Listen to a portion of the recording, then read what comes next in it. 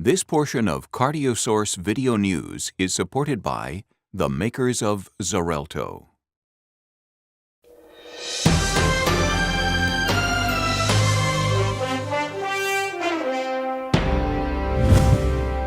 Welcome to ACC.12. It's opening day. I'm glad you could join us. I'm Dr. Randy Martin for CardioSource Video News, and we're glad you're here. Let me introduce our great panel. To my immediate left is Dr. Peter Block.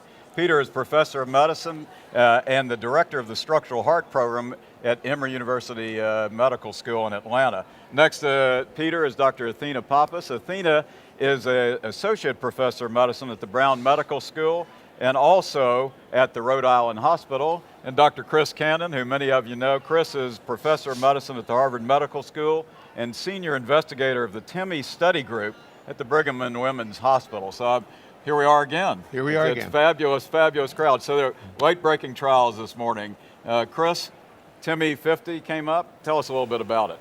Well, this was a trial that Dave Morrow presented, obviously from our group, that looked at a new antiplatelet agent called Vorapaxar that blocks the thrombin receptor. So that's the most potent way to stimulate platelets, and thus, potentially a nice therapy.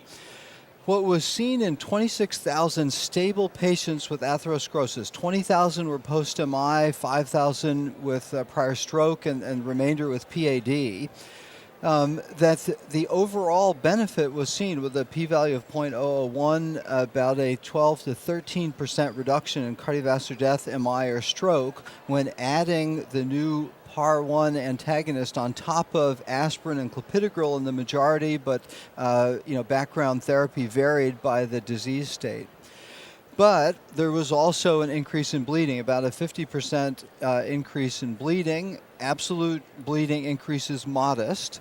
However, in the prior stroke patients, they had a substantial, about doubling in the risk of intracranial hemorrhage, and they were stopped early by the DSMB. So out of this, the big picture is that adding another antiplatelet agent, which was attempted in Charisma with clopidogrel, failed, did actually prevent more events. So as a concept, a very good one. The prior stroke patients we've seen again with clopidogrel, other combination pills, too much bleeding. So monotherapy really is all we have for stroke patients. And we're left with the patient selection of trying to find the patients who will benefit but then not have excess bleeding. Right. Athena, what do you think? It's similar to, we were just talking about some of the prior trials where they're adding a third agent, trying to really block the platelets. And the trade-off, there's no way around the trade-off of excess bleeding. But what we need, it seems, is tailored therapy. Who are those patients? We found out it's the stroke patients, but are there additional patients? Is there weight-based therapy? Peter? I'm having a deja vu all over again. In the early days of stenting, we used to give aspirin, and we used to give heparin beforehand, and then we used to give warfarin, and we used to give dextran, and used to get anything to stop thrombosis because we were worried about that. And patients bled all over the place. It was horrible. And so obviously now we're much better at that. The question that I have for Chris, and I think it really doesn't go so much to patient selection, is what about this new drug with just aspirin alone? Because the issue is that if somebody's given 3 medications after they leave the hospital, they're simply not going to take it.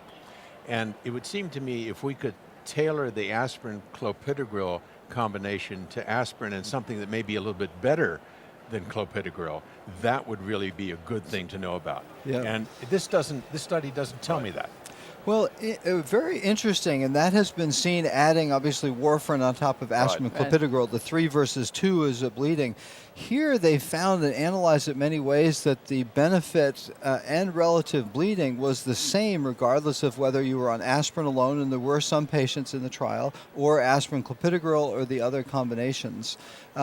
Probably because it's a totally different mechanism. So aspirin, clopidogrel, or orthionipirines in general, and then this thrombin antagonist are very different modes. So before we leave the TIMI, because I want to get to one other thing, so what's the take-home message for people that are tuning in and watching this, you think? Well, I think there's a real risk reduction, and so for selected patients, you can significantly reduce hard endpoints, but you just have to carefully choose them to reduce the bleeding risk. That's what you say? I think that's fair. I mean, the fact is, if you give a lot of medication that make people bleed, and we have to be careful about that.